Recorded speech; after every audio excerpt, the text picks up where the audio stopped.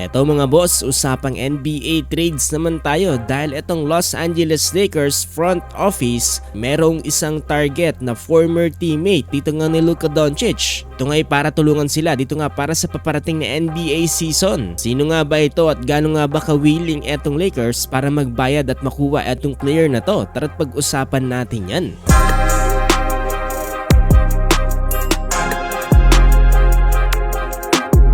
In sa report, itong ang Los Angeles Lakers, ang pinaka-priority nga daw this off-season ay makakuha ng isang legit lob-catching and rim-protecting big man to upgrade from DeAndre Ayton and Jackson Hayes. Ang isa nga sa mga pinakamainit na pangalan ngayon ay ang former teammate ni Luka Doncic na si Dereck Lively II ng Dallas Mavericks. Kahit hindi kasi superstar, etong si Dereck Lively II ay marami pa rin naniniwala na siya ang perfect fit katabi ni Luka Doncic. Ayon sa Lakers insider na si Jovan Buha, hindi imposible na makuha ng Lakers etong si Dereck Lively. Nabi niya rito sa kanyang report na hindi daw untouchable etong si Lively, pero napakahalaga daw nito sa Dallas Mavericks. Sa katunayan, pagkatapos nga ng number 1 overall pick na si Cooper Flagg, posibleng si Lively ang pangalawang pinaka-importanting long-term asset ng Mavericks.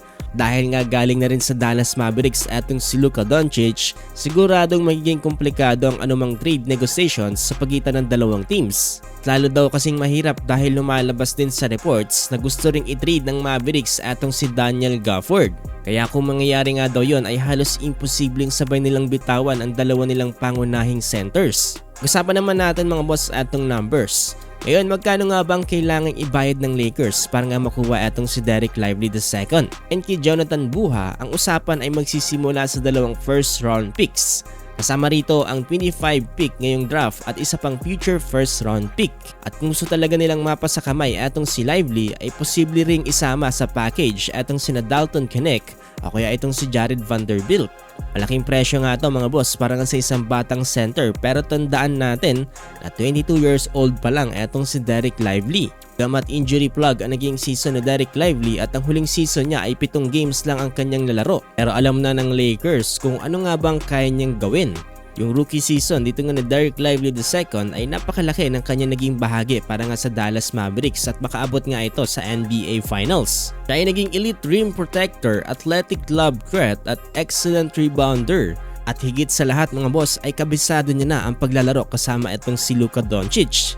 Hindi na nila kailangan magsimula pa ulit sa umpisa. Kaya ang tanong ngayon ay worth it nga ba para sa Los Angeles Lakers na isuko ang dalawang first round picks para kay Dereck Lively? O mas magandang maghintay na lang sila hanggang sa susunod na off-season? Para sa akin mga boss, sulit din naman kung makukuha ng Los Angeles Lakers atong si Dereck Lively II.